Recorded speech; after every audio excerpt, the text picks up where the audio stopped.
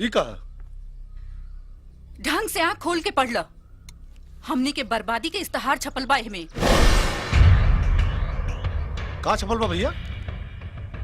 अरे ससुरा दीपकवा तक घर ऑफिस बंगला कुल बेचाता।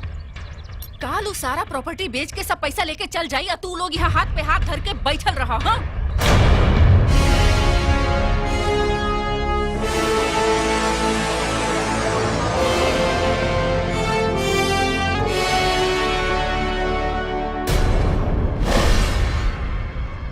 तू का सोचा तारे? का सोचा तारे तू कि तू हमरा से बिना पूछले सारा प्रॉपर्टी नीलाम कर देबे? जा जा, हम कोर्ट से स्टे ऑर्डर ले आई। माता जी, तोहरा के का लागता हम कच्चा गोली खेलने बानी? हाई जवन स्कूल खोल के तू चलावत दारू, ए स्कूल के मास्टर डिग्री हमरा लगे बा। और ई तोहरा के पता नहीं के कि सारा कानूनी कार्रवाई कैला के बाद इस्तेहार देले बानी। और एक बात और बताई तू लोग के, हम दीपक ना हैं,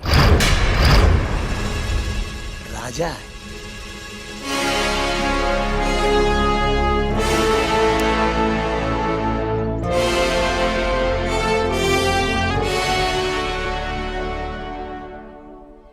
अब पता चल गई ना?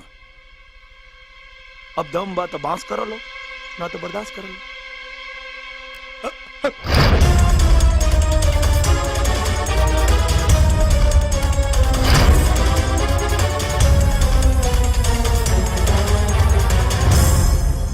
चला ड्राइवर।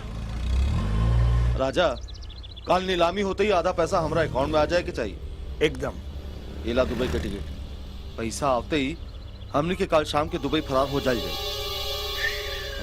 आप लोग चिंता न करी, हम पटना क्राइम ब्रांच से राजा के फाइल मंगवा ले बानी। अगर वो सचमुच में राजा ही है तो हम ओकर बाजा बजा दे। जैसा कि आप सब जानते हैं कि मिस्टर दीपक यादव अपनी सारी चल अचल संपत्ति यानी कि शुगर मिल्स, अपने ऑफिसेस और इस खूबसूरत बंगले को नीलाम कर रहे हैं। सर, ये रही राजा की फाइल जो आपने मंगाई थी। इसकी पूरी जानकारी मिस्टर दीपक यादव ने अपने पर्सनल वेबसाइट deepakyadav.com पर दे दी है। जो भी जेंटलमैन इस प्रॉपर्टी को खरीदेगा उसे इमीडिएटली अभी के अभी मिस्टर दीपक यादव के बैंक अकाउंट में तय की गई रकम ऑनलाइन ट्रांसफर करनी पड़ेगी। Is that clear? क्या आप लोग तैयार हैं इस बीट के लिए? इस प्रॉपर्टी की सरकारी कीमत है 500 करोड़ रुपए, 500 करोड़ रुपीस।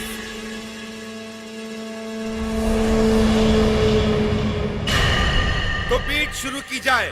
550 करोड़, 550 करोड़ रुपए, 550 करोड़ एक, 600 करोड़, 600 करोड़ दो, 750 करोड़, 750 करोड़, 750 करोड़ एक, 750 करोड़ दो, 800 करोड़, 800 करोड़, 800 करोड़ एक, 800 करोड़ दो, 800 करोड़ तीन। Sold out. Congratulations mister Ramesh Agarwal. अब ये पूरी प्रॉपर्टी अब आपकी हुई।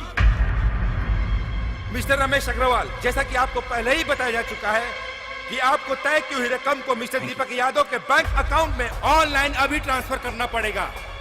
यहाँ साइन कीजिए। Thank you.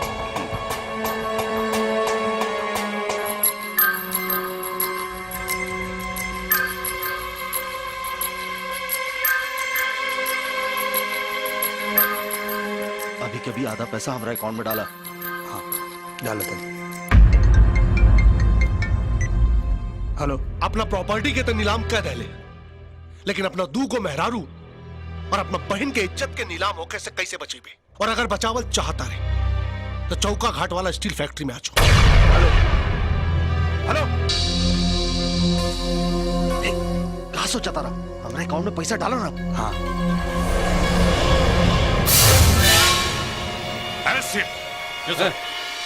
तोर पोल पट्टी पूरा खुल गई बा राजा। अब तोरा के पूरा जिंदगी जेल में सड़ाई। नहीं चलेगा।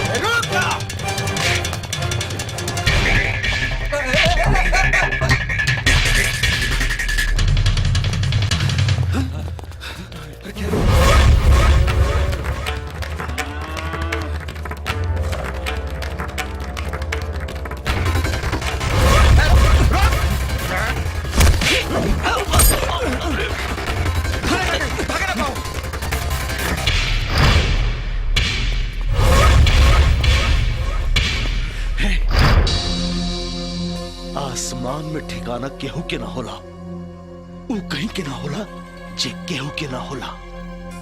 कारे तोहरा जैसन भिखारी के हम 800 करोड़ के मालिक बनौनी और तू हमरा के पकड़ल बनाओ तारे रे। बता पैसा हमरा अकाउंट में काहे ट्रांसफर न कर ले? अरे डाल देनी ना, का बात करता रहा? अब अकाउंट चेक करा, अपन 400 करोड़ डाल दे भाई। ए, ज्यादा होशियारी ना तो हिजा छव के छव ठोक दे।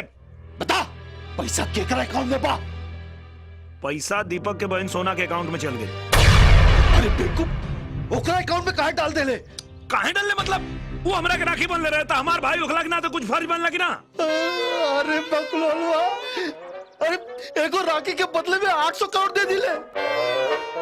अरे सूट दे देते, साड़ी दे देते, और नहीं तो सोना के अंगूठी दे देते।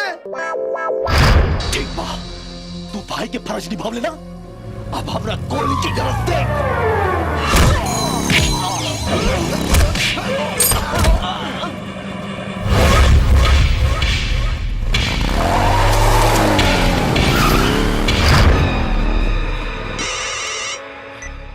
हाँ मुन्ना बोल। हाँ विशेष भाई, हो रजवाड़ा नीलामी के सारा पैसा दीपक का बहन के अकाउंट में ट्रांसफर कर देले बा। का बात करता है? ओकरा मुंह से हम खुद सुननी हां। काबिल भैया, अरे वो रजवा नीलामी के सारा पैसा दीपक के बहन के अकाउंट में ट्रांसफर करवा दिलस। का बात करत अरे तारा? सही कहा तानी, वो रजवा अपना मुंह से मुन्ना के बतौलस।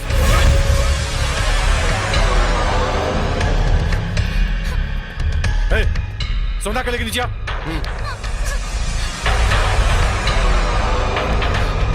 चल चल चल।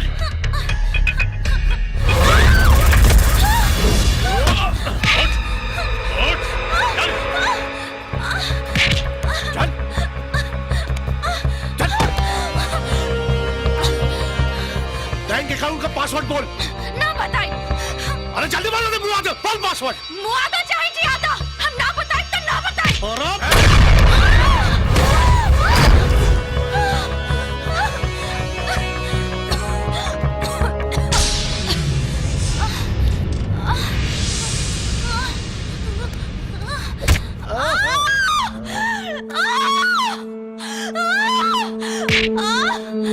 चाहे हैं? पासवर्ड बोल, पासवर्ड बोल, ना बताई। पासवर्ड बोल, ना बताई। बोल।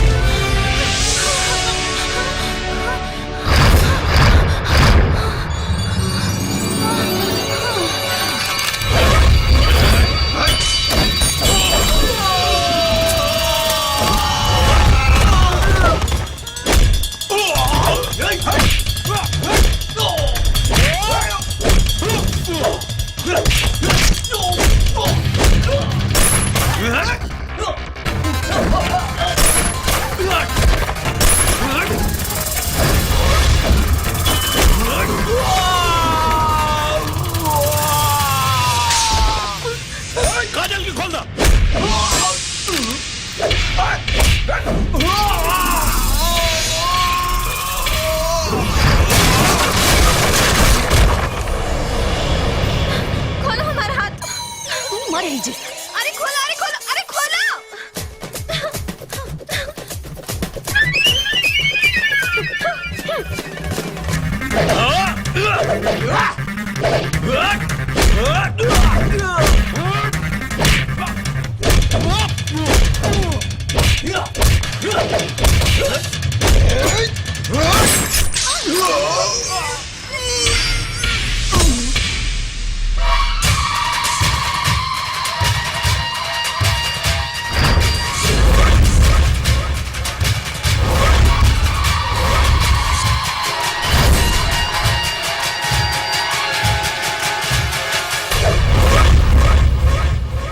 का देखा था रसन? हमरा के जिंदा देख के तोनी के हवा टाइट हो गइल का?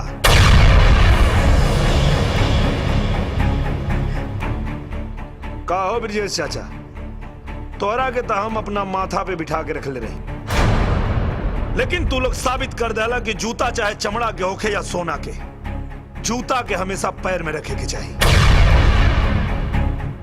गोड़ लगाता नहीं है माई, बा माई बा। तोरा के तो हम अपना सगी माई से बढ़ के समझत रहे, लेकिन तू ही साबित कर दे कि सौतेली माई आखिर सौतेली होखे में।